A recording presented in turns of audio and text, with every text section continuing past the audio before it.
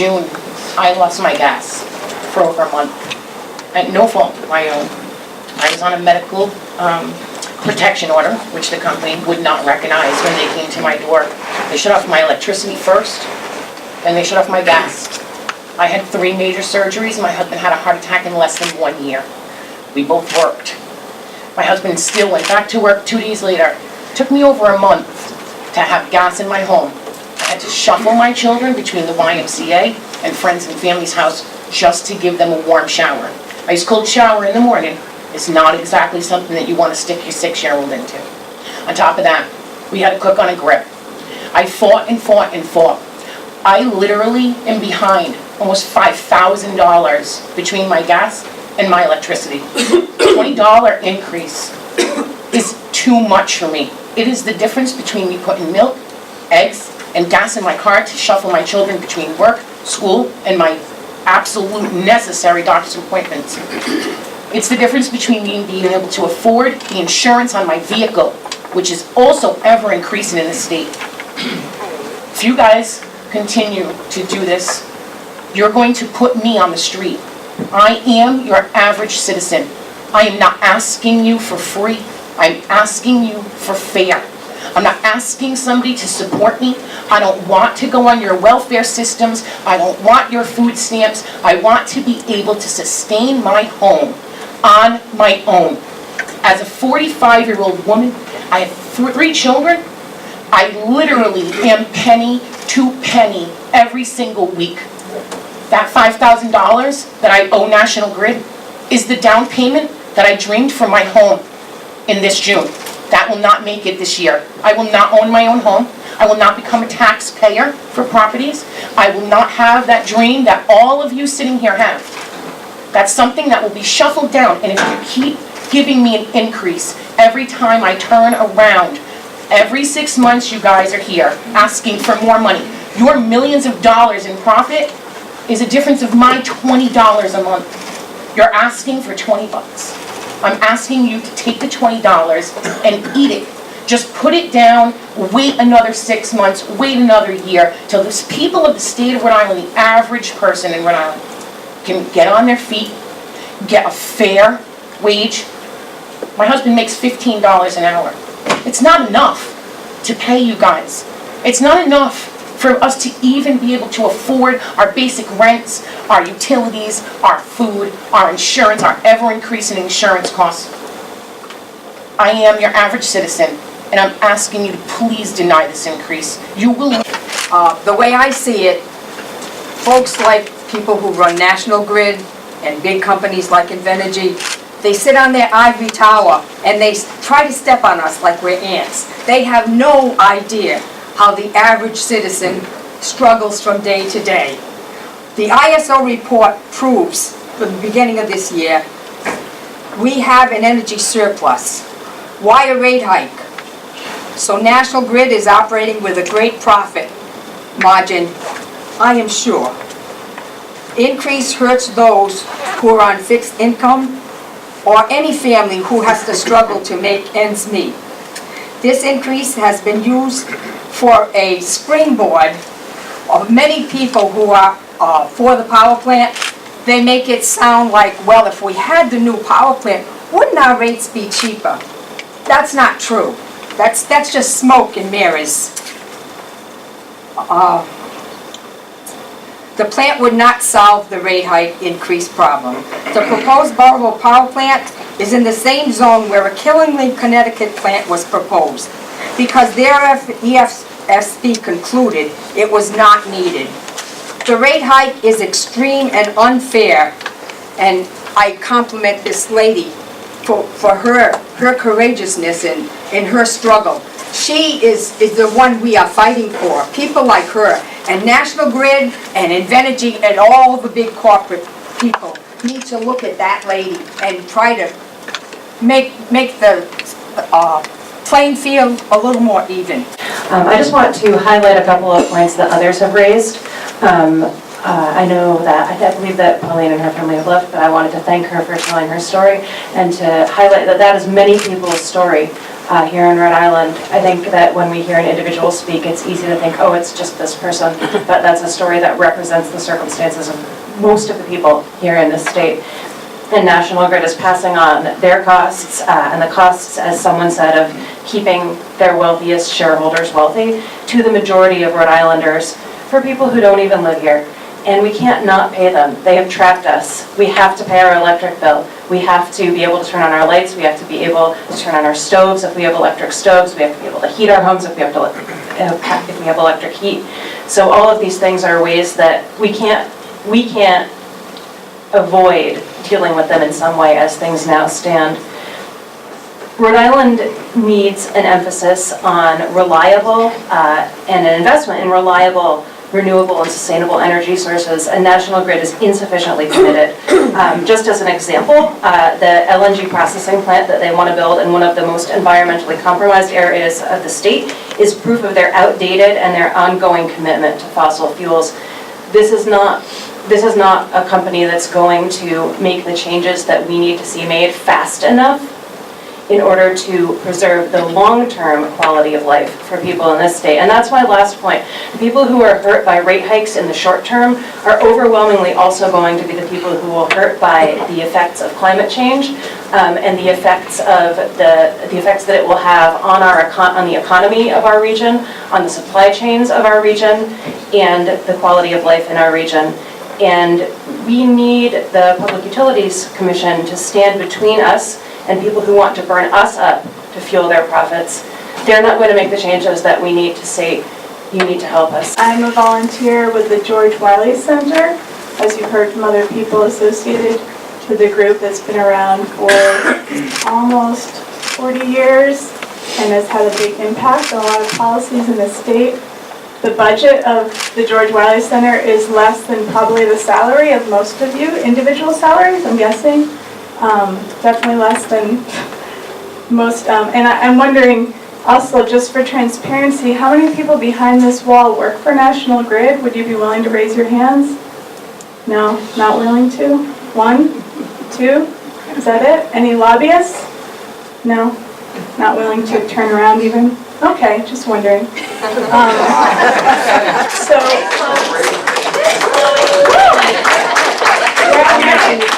Well, many of you, I'm sure, were enjoying the summer, going on vacations, going to your second homes, going on your boats.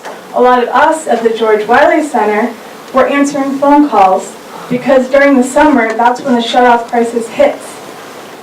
Every year, thousands of people are shut off, and that's never talked about publicly. The only reason we actually have those numbers now is because of legislation the George Wiley Center fought for. Before that, it was secret.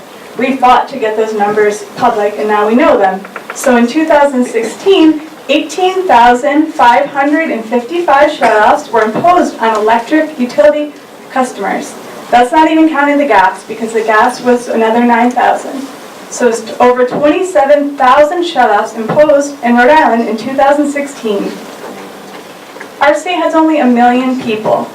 Anyone who hears those numbers and isn't shocked should be ashamed of themselves.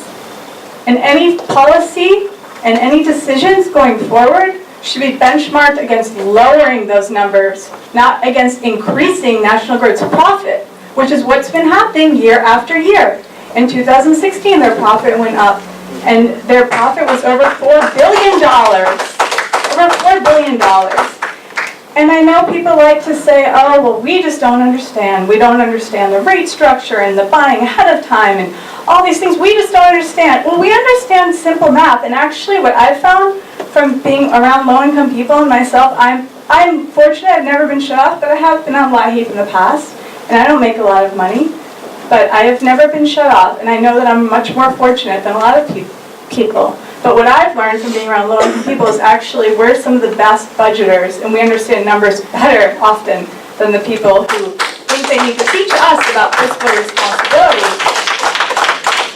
When it's more that you all need to learn about being fair, and you all need to learn that this is why people are so upset about inequality, because we see over and over, we tell all of you what's going on, we tell you, and you do the same thing over and over and over. And it becomes frustrating.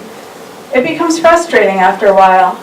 And those of us who are volunteers at the George Wiley Center, who spend our summers answering calls and talking to people about shutoffs while you all are vacationing, and National Grid doesn't even have a customer service office, not one. We end up being the net for the people who fall through the cracks. We're the net. This little tiny office run by 2 staff that aren't even full-time and volunteers. We're the net. You all should be ashamed if you approve this. If any of you are the types who are talking about the new president administration, sharing things on social media about how righteous you are about social justice, and yet you approve this, be ashamed. Go to dinner and tell your friends, I approve this rate hike and 18,000 people are getting shut off. Be real.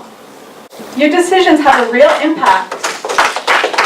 You can't say that you're for social justice. You can't say that you're for women's rights, for racial equality, if you make these decisions that disproportionately affect women, people of color, low-income people, disabled people, and other people that already are facing too much of a burden.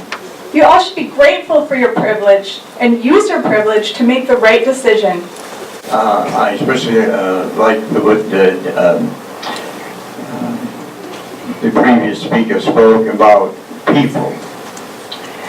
You know, if you're getting 6 figures in your salaries, you don't really worry about a $10 or $15 rate increase. Okay, you might be annoyed. Okay, but you're not sitting there. You're not sitting there because shutoffs are barbaric.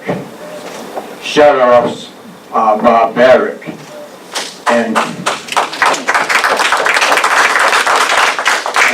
when somebody is sitting in a home in August and it's 90 degrees and they've been shut off and they have no electric for their ice cubes, they have no electric for reading or watching television, that's a disaster. That's a disaster. And it's a crime, okay? It's a crime that we allow this to go on. We're talking about people here, okay, that might be sitting in a cold water flat, that their medicine, all right, I haven't heard anybody talk about medicine, okay? You lose your power. Most people have medicines that they have to have refrigerated. That's a crime. The right to have electricity, the right to have electricity is a right. It's not a privilege. It's a right. And the state of Rhode Island must step up. 30% of our state suffer, right? We've got 30% of our state that have some type of benefits, okay, that are living on the razor's edge, okay? I'm a member of the George Wiley Center. I'm a member of the Senior Agenda, and I'm proud to be a part of both of them because they're helping people who are not in a position to help themselves, okay? And there's a lot of, and I'm a veteran also.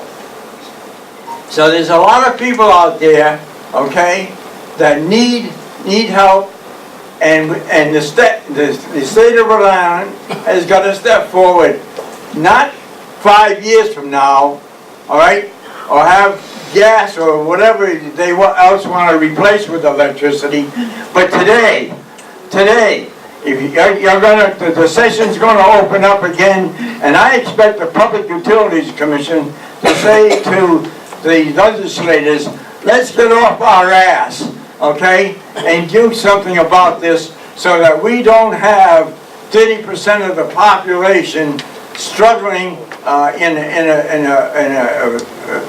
very serious matter. Wondering why these people need this kind of rate increase. Wasn't so long ago, Public Utilities Commission granted a rate increase to National Grid and then forced the Pasco Utility District to impose a rate increase on the 4,100 ratepayers in Pasco that did not ask for it and did not need it. That was totally unfair. They can run the Pasco Utility District efficiently and cost effectively, and that begs the question, what's wrong with National Grid? Now, the Pasco Utility District is a publicly owned utility, 4,100 ratepayers. They've been in business for more than 100 years. They have an operating committee, which is the equivalent of a board of directors, and they have a very efficient administrative team and a technical team.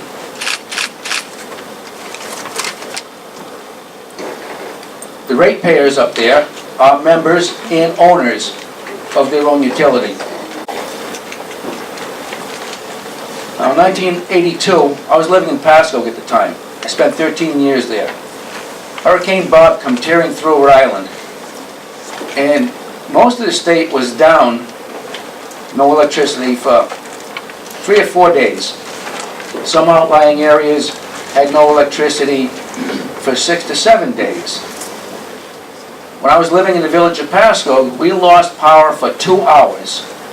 And the outlying areas, at the end of the transmission lines, they were out of service for almost 1 day. That's a good system.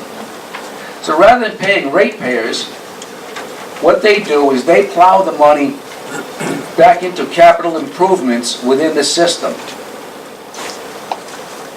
And in the year 2000, utility district had a water issue. Their water was tainted by gasoline. Long story. But they were able to work through it. Now, this year, they're replacing water mains up there. I know this is not electricity, but they're replacing water mains. Continuous capital improvements. Well, I've been working with the George Wiley Center and with the organizations up north that are opposing the Invenergy power plant deal, and we've been able to connect the dots. And what we did was we discovered the unholy trinity: National Grid, Wall Street, and Invenergy. Now here's the way we see that it went down. Invenergy is having a problem since 35 cities and towns have passed resolutions opposing the power plant. So Wall Street is getting nervous. They don't want to lose their billions of dollars. And we suspect that they told Invenergy, you better find another source of financing. Invenergy went to National Grid. National Grid says, yeah, these saps in Rhode Island, they'll pay for anything. That's not going to happen. That's not going to happen. Now, my proposal is, since National Grid constantly needs more and more money, my feeling is they don't know how to run their company. My proposal is that the citizens of Rhode Island take National Grid under eminent domain, pay them fair market value, and institute a publicly owned utility based on the model of the Pasco Utility District. And that'll be the end of that.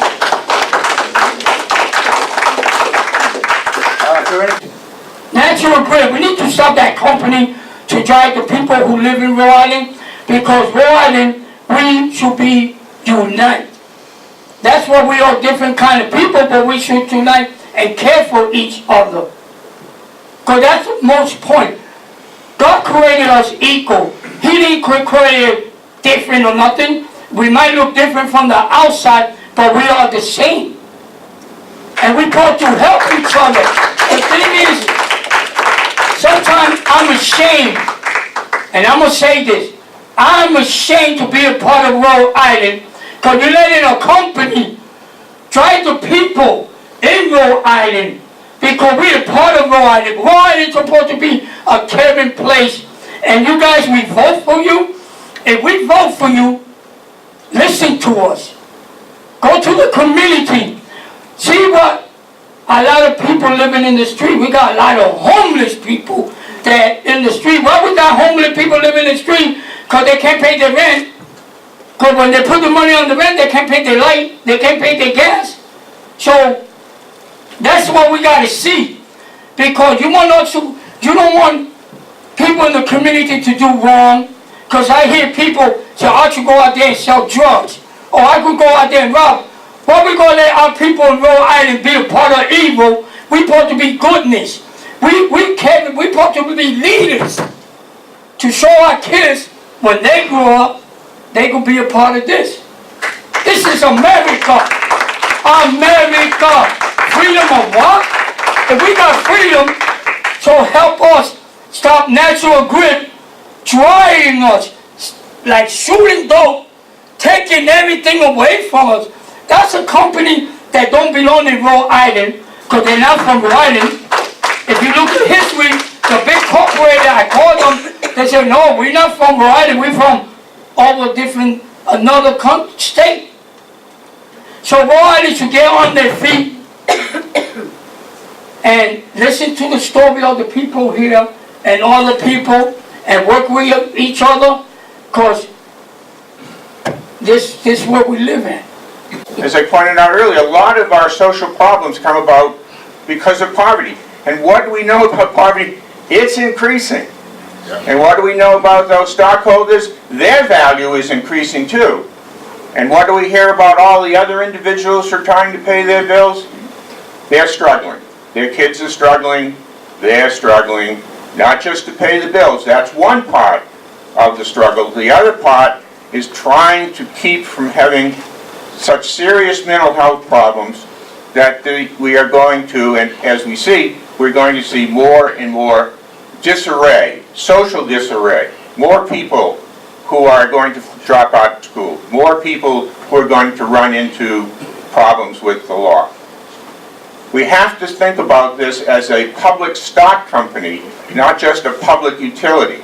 And that public stock aspect is where the pressure comes from largely for these huge rate increases. The stockholders, with their rapacious capitalism, are sitting there saying, get us more. Turn those dividends over to us. What else is going on? Turn on CNBC and watch the cynics who say that what's happening to the middle class is just their own damn fault. They weren't smart enough to buy what? Apple? Boeing? They're just not smart enough to do it. Well, not very many people are stockholders. Not because they don't want to, but because they can't. And there was a psychological study back in 1962 called the Milgram experiment. You know, the obedience experiment. And it's one thing to respect authority, but when you have to obey some kind of authority, you know, and at the detriment of hurting another human being or hurting a society of people, you know, that's where the sickness comes, you know. And that was the experiment where somebody was shocking somebody for wrong answers, you know. And you know, even though the person, you know, complained about health problems and pain and everything, 62% of the people were afraid to confront authority. You know, and their own morality to stop shocking this person. But, and you know, basically what I'm saying is this commission doesn't have to be like the Milgram experiment. We don't have to keep shocking the poorest members of society. You know, and it's ever growing. You know, you've heard the testimony. Many people spoke before I did, of how people heard it. You know, you heard it from individuals, you heard it from consumers, you heard it from the politicians. We don't have to be obedient to the behemoth who demands, you know, tax rates, increase rates, you know, every time. We don't have to obey their authority. You know, we're the state of Rhode Island. You know, we're what's the word I want to use? I don't know, it'll come to me. But we have our own, you know, we could be our own authority. We could have a democratic authority here. What we heard today clearly is that the energy burden that's experienced by many in Rhode Island tears at the social fabric of our state. And the tools that we have to manage the rate increase that we proposed in this filing for energy efficiency, the budget billing, switching to a competitive supplier, and acknowledge that those are not enough to help our most vulnerable customers. But the decision that is before this commission today is much more specific and technical and narrow. We're being asked to consider whether National Grid conducted its standard offer procurement and the RFP process in accordance with the procurement plan that was approved in docket 4556.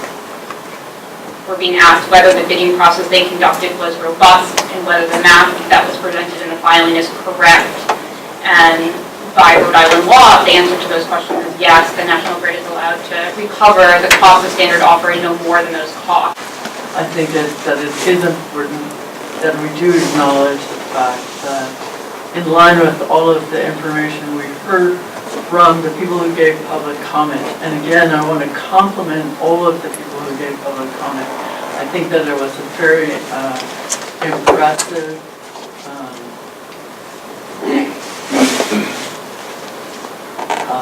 presentation from all of the people who spoke.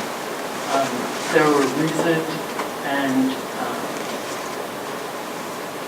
very well thought out comments. And I think that I can speak for my fellow commissioners that it was very moving in very many respects. I just want to echo the chair's thanks to everyone who has taken the time to come out today and to make your voice heard.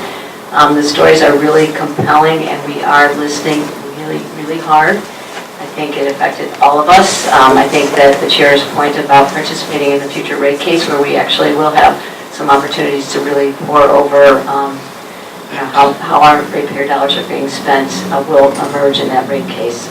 And I want to echo Meg's And thing. the business model. And the business model, beneficial electrification, and we're thinking about how to move into the future, the 21st energy system for the future while keeping prices affordable.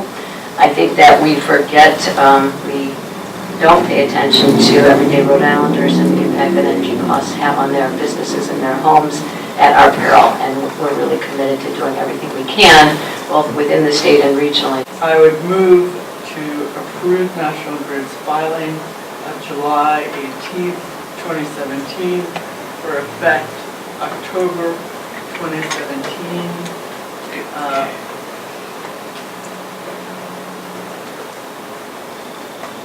The proposed standard offer service rates for the residential group and commercial group for the months of October 2017 through March 2018, and for the industrial group for the months of October 2017 through December 2017.